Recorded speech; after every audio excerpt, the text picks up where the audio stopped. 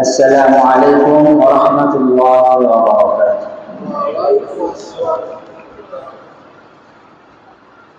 الحمد لله نحمده ونستعينه ونستغفره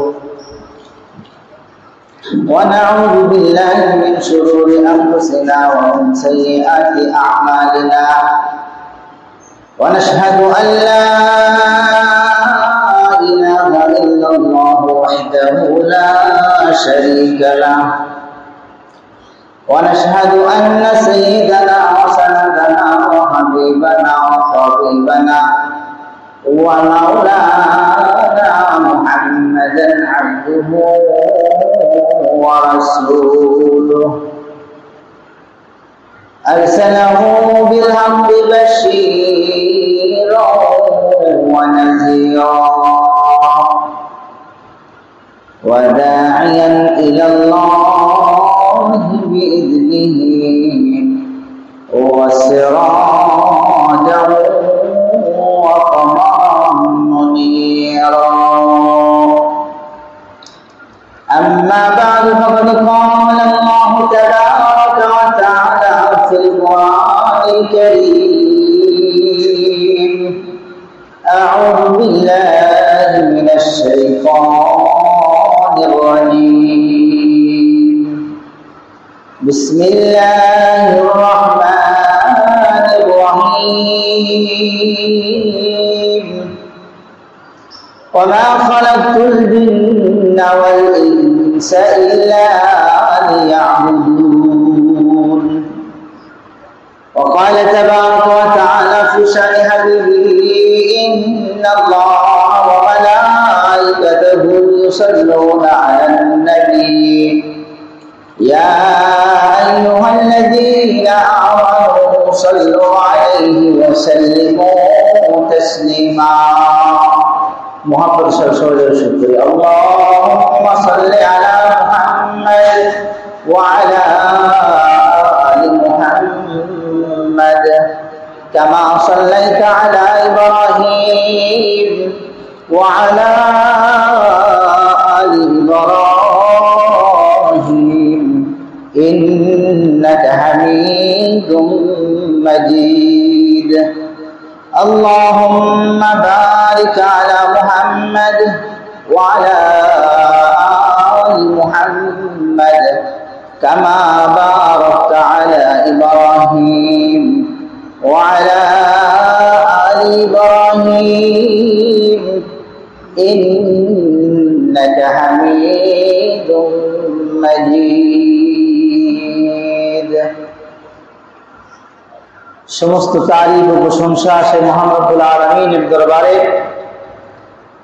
যে মহান রব্বুল আলামিন আজকে পবিত্র জুমার দিন,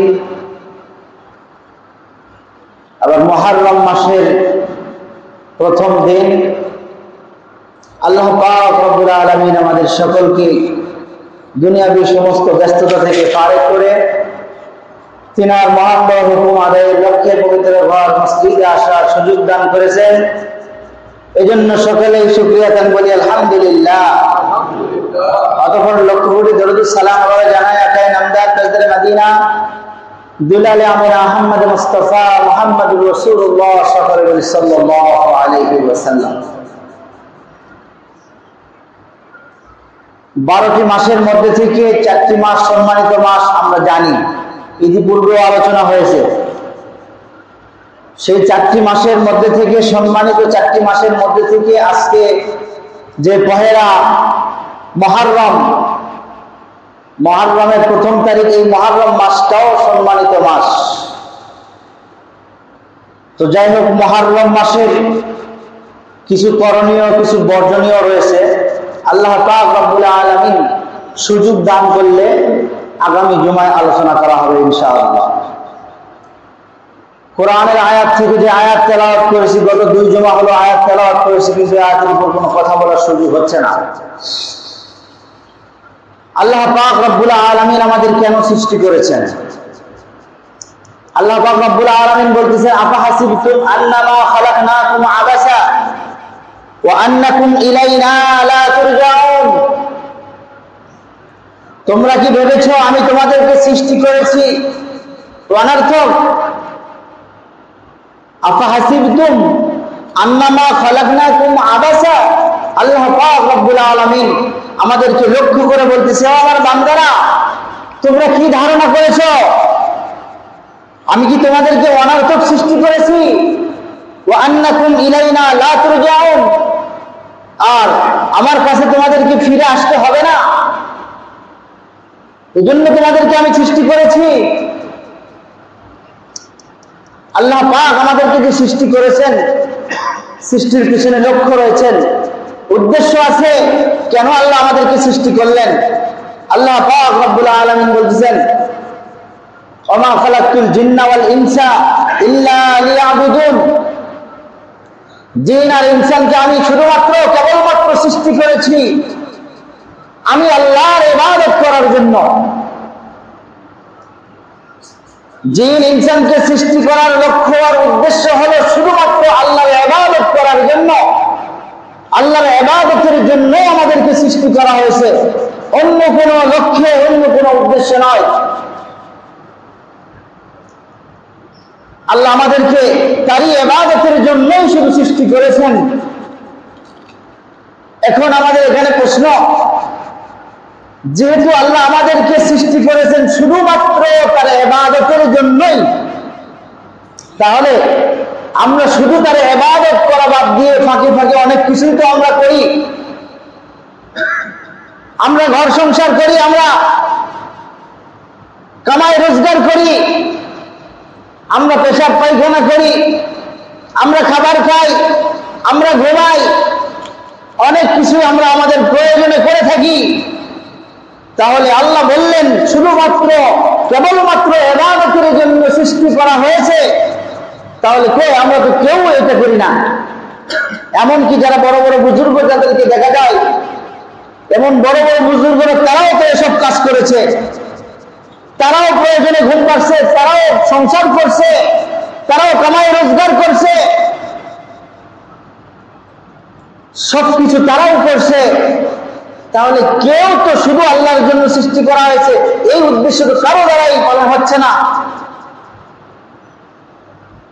আল্লাহ পাক রব্বুল আলামিন বললেন শুধুমাত্র তার ইবাদতের জন্য আমাদেরকে সৃষ্টি করা হয়েছে। এবার আসুন, আল্লাহ পাক রব্বুল আলামিন আমাদেরকে শুধু তার ইবাদতের জন্যই সৃষ্টি করেছে, আমরা শুধু তার ইবাদত করব নাকি ফাঁকে ফাঁকে অন্য কোনো কাজ করব? করার কোনো সুযোগ আছে কিনা?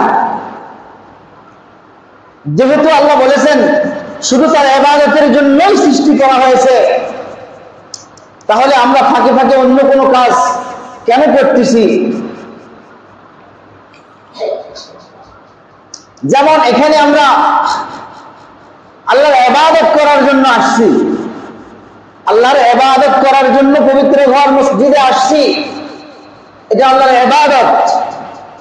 কিন্তু এই ইবাদত করার জন্য যে মসজিদ ঘরে আমরা আসছি, এই মসজিদ ঘরে আনুষঙ্গিক আরো অনেক কিছু আছে। মসজিদ ঘর নির্মাণ করা হয়েছে, ফ্যান লাগানো হয়েছে, লাইট লাগানো হয়েছে, অনেক কিছু করা হয়েছে। তাহলে এইগুলো কি? নামাজ পড়া ইবাদত। নামাজ পড়ার জন্য যেমন একটা জায়গা নির্ধারণ করা হয়েছে, ব্যবস্থা করা হয়েছে নামাজের সুবিধার্থে। কেন করা হয়েছে? ইবাদতের সুবিধার্থে করা হয়েছে এই কাজটা। কোন মাহফিলের প্যান্ডেল যখন তৈরি করা হয়, সেখানে উদ্দেশ্য তাফসীর করা, ওয়াজ করা, কোরআন হাদিসের কথা বলা, এটাই সেখানে উদ্দেশ্য। কিন্তু পাশাপাশি সেখানে অনেক কিছু করা হয়, লাইটিং করা হয়, সামিয়ানা টাঙ্গানো হয়, বিছানা বিছানো হয়, অনেক কিছু করা হয়, স্টেজ সাজানো হয়। এই সব কিছু করা হয় উদ্দেশ্য যাতে তাফসীর করতে, কোরআন হাদিসের কথা বলতে সুবিধা হয়, এজন্য করা হয়। যেহেতু কোরআনের কথা বলতে সুবিধার্থে আমি এসব কিছু করছি, সুতরাং এসব কিছু আমার জন্য ইবাদত। কোরআনের তাফসীর করতে আমার যাতে সুবিধা হয়, এজন্য এসব কিছুর আয়োজন করা হয়েছে। সুতরাং এইসব কিছু ইবাদতের মধ্যে গণ্য হবে। কিসের মধ্যে গণ্য হবে? ইবাদতের মধ্যে গণ্য হবে। যদিও ওই লাইটিং করা আমার উদ্দেশ্য নয়, সামিয়ানা টাঙ্গানো আমার উদ্দেশ্য নয়, প্যান্ডেল সাজানো আমার উদ্দেশ্য নয়। আমার উদ্দেশ্য হলো তাফসীর করা, আমার উদ্দেশ্য হলো কোরআন হাদিসের কথা বলা। এটাই উদ্দেশ্য ছিল। কিন্তু এই উদ্দেশ্যটা পালনার্থে যদি সুবিধা হয়, এজন্য এসব কিছুর আয়োজন করা হয়। এজন্য এইসব কিছু আয়োজন করাও ইবাদত। তো আল্লাহ পাক রব্বুল আলামিন আমাকে আর আপনাকে সৃষ্টি করেছেন, ওমা খালাকতুল জিন্না ওয়াল ইনসা ইল্লা লিয়াবুদুন। আল্লাহ বলতেছেন শুধুমাত্র আমার ইবাদতের জন্যই সৃষ্টি করেছি। এবার আসুন, আমরা আল্লাহ শুধু আমাদেরকে তার ইবাদতের জন্যই সৃষ্টি করেছে, এর ফাঁকে আমরা খাবার খাই। কেন খাবার খাই? এখানে আমাদের নিয়ত করতে হবে। আমরা তো নিয়ত করি শুধু বাঁচার জন্য আমরা খাইতেছি, আমরা বাঁচার জন্য খাইতেছি, না খালে মরে যাব, এই যে আমরা নিয়ত করেছি। আমি যদি শুধু নিয়ত করি আমি খাইতেছি এজন্য খাবো, যাতে আল্লাহ পাক রব্বুল আলামিনের হুকুম পালন করা আমার জন্য সুবিধা হয়, আল্লাহর ইবাদত করা আমার জন্য সহজ হয়, এজন্য আমি খাবার খাবো। এজন্য আমি খাবার খাবো যাতে আমার ইবাদত করতে সুবিধা হয়, এজন্য আমি ঘুম পারবো। বিশ্বাস না হয় একদিন খাবার বন্ধ করে দেন, দিয়ে দেখেন ইবাদত করতে কি পরিমাণে সুবিধা হয়। ঘুম বন্ধ করে দেন, ইবাদত করতে কেমন অসুবিধা হয়। এজন্য আমি ঘুমাই কেন? ঘুমের জন্য আল্লাহ আমাকে সৃষ্টি করেন নাই। খাই কেন? খাওয়ার জন্য আল্লাহ আমাকে সৃষ্টি করেন নাই। তাহলে কেন খাইতেছি, কেন ঘুমাইতেছি? আল্লাহ সৃষ্টি করেছেন ইবাদতের জন্য। আল্লাহর ইবাদতের জন্য কোনো ব্যাঘাত না ঘটে এজন্য আমি ঘুমাই।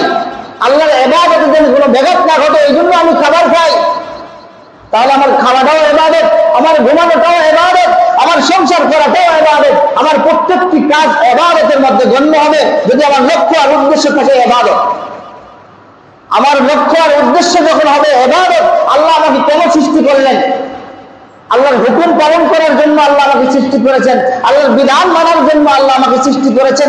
এটা যখন আমার লক্ষ্য আর উদ্দেশ্য হয়ে থাকবে, প্রতিটি কাজের শুরুতে আমার লক্ষ্য থাকবে এই কাজটা আমি কেন করতেছি, আল্লাহ আমাকে সৃষ্টি করেছেন কেন। যখন এরকম আমার লক্ষ্য আর উদ্দেশ্য থাকবে ইবাদত, তাহলে আমার প্রত্যেকটি কাজ ইবাদত হবে। আমি পেশাব করতে গেছি, আমার হাজত সারতে গেছি, এটা আমার ইবাদত হবে। আমি আমার প্রয়োজনে বাথরুম সারতে গেছি, এটাও আমার ইবাদত হবে। এভাবে প্রত্যেকটি কাজ আমার ইবাদত হবে, যেহেতু আল্লাহ আমাকে ইবাদতের জন্য সৃষ্টি করেছেন। সুতরাং আমার প্রত্যেকটি কাজ আমাকে খেয়াল করতে হবে ইবাদত হচ্ছে কিনা। যদি ইবাদত না হয় তাহলে আল্লাহ আমাকে কেন সৃষ্টি করলেন? আবাসা আমাকে কি অনর্থক সৃষ্টি করেছেন? আল্লাহ বলছেন আমি কি তোমাদেরকে অনর্থক সৃষ্টি করছি, তোমরা কি এটা ধারণা করছো? না, অনর্থক নয়, আমি সৃষ্টি করছি একমাত্র আমার ইবাদতের জন্য। তাহলে আমাকে প্রত্যেকটি কাজে আমাকে খেয়াল রাখতে হবে আমি এই কাজটা কেন করতেছি, আমাকে আল্লাহ কেন সৃষ্টি করেছেন, আমাকে আল্লাহ সৃষ্টি করেছেন কেন, আমি কাজটা করতেছি কেন। যখন এরকম লক্ষ্য আর উদ্দেশ্য আমি ঠিক রাখবো, তখন আমার প্রতিটি কাজ ইবাদতের মধ্যে গণ্য হবে। আমাকে তো সৃষ্টি করা হয়েছে ইবাদতের জন্য, আল্লাহর গোলামি করার জন্য। অথচ আজকে আমরা সবকিছু ভুলে গেছি, আল্লাহর গোলামি করা ভুলে গেছি। এজন্য আল্লাহ পাক রব্বুল আলামিন তো বলেছেন মানব জাতির মধ্যে, সৃষ্টি জাতির মধ্যে সবচাইতে শ্রেষ্ঠ সৃষ্টি হলো মানুষ। সবচাইতে শ্রেষ্ঠ আশরাফুল মাখলুকাত বলা হয়েছে মানুষ। কারণ মানুষকে সৃষ্টি করা হয়েছে আল্লাহর ইবাদতের জন্য, আল্লাহর গোলামি করার জন্য। আর দুনিয়ার সব কিছুকে সৃষ্টি করা হয়েছে মানুষের দাসত্ব করার জন্য, মানুষের উপকারার্থে সবকিছু সৃষ্টি করা হয়েছে। আর কেবলমাত্র মানুষকে সৃষ্টি করা হয়েছে আল্লাহর দাসত্ব করার জন্য, আল্লাহর গোলামি করার জন্য। এই জন্য আল্লাহর গোলামি করতে হবে, আল্লাহর দাসত্ব করতে হবে। যদি না করতে পারি, ওয়ালাকাদ যারানা লিজাহান্নামা কাসীরাম মিনাল জিন্নি ওয়াল ইনস, আল্লাহ পাক রব্বুল আলামিন বলতেছেন মানুষ আর জিন জাতির মধ্যে থেকে কতগুলোকে আমি সৃষ্টি করেছি, এদেরকে আমি জাহান্নামে পুড়াবো, জাহান্নামে পুড়াবো। কারণ কি? লাহুম কুলুবুন লা ইয়াফকাহুনা বিহা ওয়া লাহুম আ'য়ুনুন লা ইবসিরুনা বিহা ওয়া লাহুম আযানুন লা ইয়াসমাউনা বিহা উলাইকা কাল আনাম। আল্লাহ পাক রব্বুল আলামিন মানুষকে শ্রেষ্ঠত্ব দান করেছেন, সব কিছুর উপরে মানুষের শ্রেষ্ঠত্ব, মানুষের সম্মান সবকিছুর ঊর্ধ্বে। আবার আল্লাহ এই আয়াতের মধ্যে বলছে মানুষ সবকিছুর চাইতে নিকৃষ্ট। উলাইকা কাল আনাম, এক জায়গায় বলছে সবকিছুর চেয়ে মানুষ শ্রেষ্ঠ, আবার এখানে আল্লাহ বলতেছে উলাইকা কাল আনাম, এই মানুষ জাতি এরা আনাম চতুষ্পদ জন্তু, এরা হলো কুকুর, এরা হলো বিড়াল, এরা হলো শুয়োর। আল্লাহ পাক রব্বুল আলামিন বলছেন, এখানে ক্ষান্ত করেন নাই, আল্লাহ বলছেন উলাইকা কাল আনআম বাল হুম আদাল, শুধু কুকুর নয়, কুকুরের চেয়ে নিকৃষ্ট, কুকুরের চেয়ে নিকৃষ্ট এই মানুষ। তাহলে আল্লাহ নিজেই বললেন মানুষ সবকিছুর চেয়ে শ্রেষ্ঠ, আবার আল্লাহ নিজে বলতেছেন মানুষ কুকুরের চেয়ে নিকৃষ্ট। শুধু কুকুরের মতো নয়, কুকুরের চেয়ে নিকৃষ্ট। কেন বলতেছেন? আল্লাহ পাক রব্বুল আলামিন বলতেছেন লাহুম কুলুবুন, আমি এই মানব জাতিকে বোঝার মতো শক্তি দিয়েছি কিন্তু এরা বোঝার চেষ্টা করে না। লাহুম আ'য়ুনুন, আমি এদেরকে দেখার জন্য চোখ দিয়েছি কিন্তু তারা দেখে না। আমি এদেরকে শোনার জন্য কান দিয়েছি কিন্তু তারা শোনে না। কোরআনের কথা বোঝার চেষ্টা করে না, দ্বীনের কথা তারা বোঝার চেষ্টা করে না। কোরআন চোখ দিয়ে তারা দেখে না, যেটা দেখার জন্য আমি চোখ দিয়েছি সেটা দেখে না। অন্য জিনিস তারা দেখতেছে, যেটা শোনার জন্য আমি কান দিয়েছি সেটা তারা শোনে না, তারা অন্য কিছু শুনতেছে। আল্লাহ পাক রব্বুল আলামিন এজন্য বলছে এরা মানুষ নয়, এরা মানুষের চাইতে, এরা পশুর চেয়ে নিকৃষ্ট। এরা মানুষের মধ্যে গণ্য হয় না, শুধু রূপে মাত্র মানুষ, শুধু রূপে মাত্র এরা মানুষ, কিন্তু প্রকৃতপক্ষে এরা মানুষ নয়, এরা চতুষ্পদ জন্তু, এরা কুকুরের চেয়ে এরা নিকৃষ্ট। আল্লাহ পাক রব্বুল আলামিন আমাদেরকে সৃষ্টি করেছেন তার গোলামি করার জন্য, তার ইবাদত করার জন্য, তার দাসত্ব করার জন্য, কিন্তু আমরা তার ইবাদত করি না, তার গোলামি করি না, তার দাসত্ব করি না। আল্লাহ পাক জাহান্নামকে সৃষ্টি করে রাখছেন।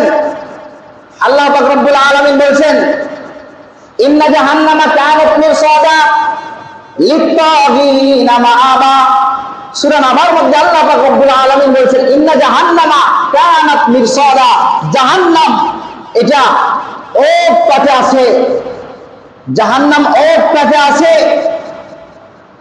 লিত্তাগিনা মাআবা, আর এইটাকে ঠিকানা হিসাবে বানানো হয়েছে লিত্তাগিন, যারা আল্লাহর হুকুমকে অমান্য করে, যারা অবাধ্য, আল্লাহর অবাধ্য, যারা আল্লাহর হুকুম যারা মানে না, যারা আল্লাহর গোলামি করে না, এদের জন্য এটা অপেক্ষা করতেছে। লাবিসিনা ফিহা আহকাবা, এখানে তারা চিরদিন চিরকাল থাকবে। লাবিসিনা ফিহা আহকাবা লা ইয়াযুকুনা ফিহা বারদান ওয়ালা শারাবা, তারা সেখানে কোনো খাবার পাবে না, তারা তৃষ্ণায় তাদের সাথে ফাটে যাবে, তারা পানি পানি করতে থাকবে, চিৎকার করতে থাকবে, কিন্তু কোনো পানি তারা পাবে না, কোনো ঠান্ডা খাবার তারা পাবে না। লা ইয়াযুকুনা ফিহা বারদান ওয়ালা শারাবা ইল্লা হামিমা ওয়া গাসসাকা। আল্লাহ পাক রব্বুল আলামিন বলছে তারা সেখানে তাদেরকে খাবার হিসাবে দেওয়া হবে গরম পানি। ইল্লা হামিমান, আল্লাহ পাক রব্বুল আলামিন বলছে গরম ফুটন্ত পানি তাদেরকে দেওয়া হবে, ওয়া গাসসাকা, আর পোষ দেওয়া হবে তাদেরকে। তারা যখন পানি পানি করে চিৎকার করতে থাকবে, তারা যারা আল্লাহর হুকুম অমান্য করেছে, যাদের জন্য জাহান্নাম অপেক্ষা করতেছে, তারা সেদিন জাহান্নামের মধ্যে পানি পানি করে চিৎকার করতে থাকবে, কিন্তু কোনো পানি আসবে না, কোনো পানি তাদেরকে দেওয়া হবে না, কোনো ঠান্ডা খাবার তাদেরকে দেওয়া হবে না। তাদের সামনে আসবে গরম পানি, তাদের সামনে আসবে পোষ। তো আমরা যারা আল্লাহ পাক রব্বুল আলামিন মানুষ রূপে আমাদেরকে সৃষ্টি করেছেন, আমরা প্রকৃত মানুষ হতে হবে, প্রকৃত মানুষ হতে হবে। আমরা ছোটবেলায় শুনেছি আমাদের বাবা মা, আমাদের দাদা দাদি আমাদেরকে বলতে ভালো করে পড়াশোনা করো, মানুষ হও, মানুষ হও। কেন আমরা কি মানুষ নই? আমাদেরকে যে বলা হয় মানুষ হও, পড়ালেখা করো, মানুষ হও। কোন মানুষ? মানুষ হতে বলে, তার মানে আমরা মানুষ ঠিক আছে, কিন্তু রূপে মানুষ, প্রকৃত মানুষ হতে পারিনি, গুণে মানুষ হতে পারিনি। গুণগত মানুষ হতে হবে, সেই গুণগত মানুষ হতে পারলে আমরা আল্লাহর কাছে শ্রেষ্ঠত্ব অর্জন করতে পারবো। সেই মানুষের জন্য আল্লাহ বলছে এরাও সমস্ত সৃষ্টিজীবের মধ্যে শ্রেষ্ঠ।